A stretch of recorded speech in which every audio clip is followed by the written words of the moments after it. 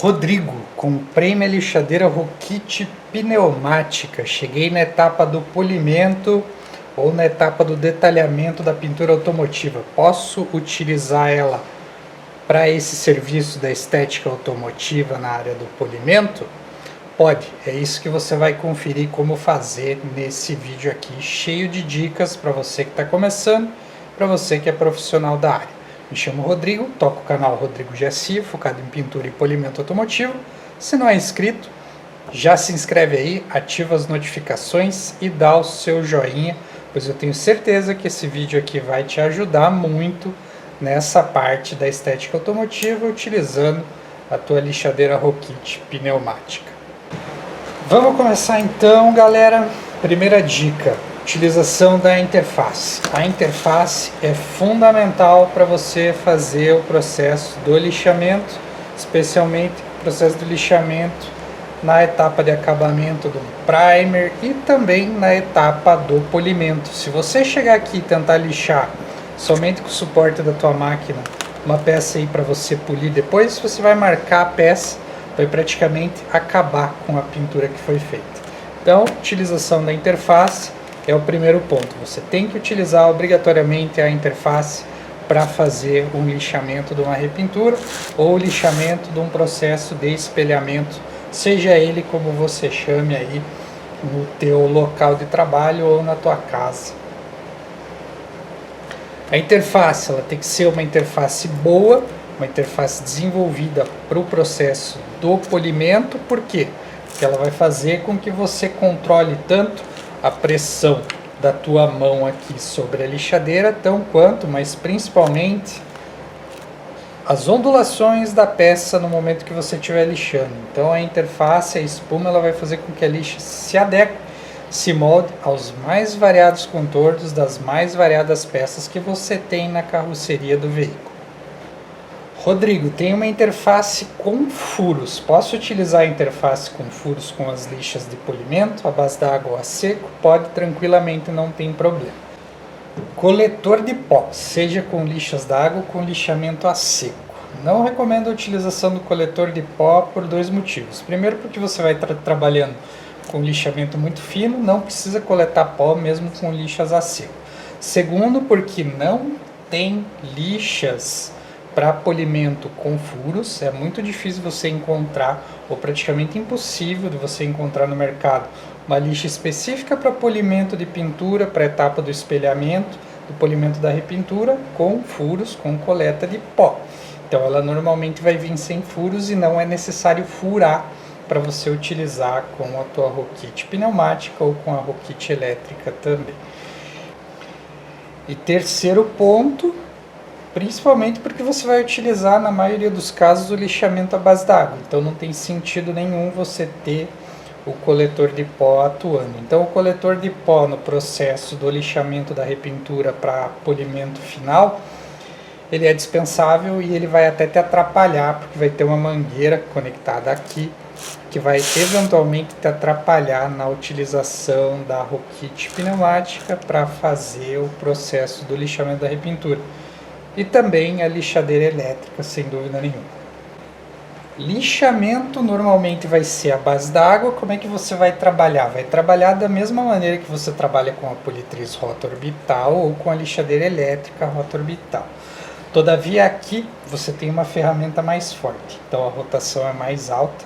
O que eu recomendo que você faça? Em vez de você pulverizar a água diretamente na peça, opte por pulverizar a água na lixa, na própria lixa que você está usando, e deixa a peça umedecida de leve. Então você trabalha mais, se você está acostumado a trabalhar mais borrifando água na peça, se acostume a trabalhar mais borrifando água na lixa, para evitar com que a água fique espirrando de um lado para o outro no momento do polimento. Então, está utilizando lixa da água, borrifou um pouquinho na lixa, borrifou na peça, espalha um pouco a água na peça no momento que você está lixando e utilizando a tua Rokit pneumática. E aí a gente já entra em mais uma dica e mais um ponto importantíssimo na utilização da Rokit pneumática, que é um pouco, para não dizer muito, diferente da utilização da politriz rota orbital da lixadeira elétrica, que é o fato da rotação,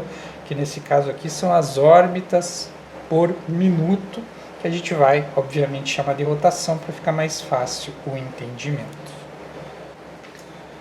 No processo do lixamento de uma pintura para receber o polimento, independente do defeito que você tenha, seja ele casco de laranja ou pequenos riscos que você está tirando no momento do espelhamento, você precisa ter um grau de controle grande perante a peça que você está lixando. O que é esse grau de controle? Evitar desgastar demais a pintura no momento que você está fazendo o lixamento, não comprometendo o acabamento final dessa pintura, seja uma repintura ou uma pintura original. Então, primeiro ponto que você tem que ter em mente é a rotação do teu equipamento.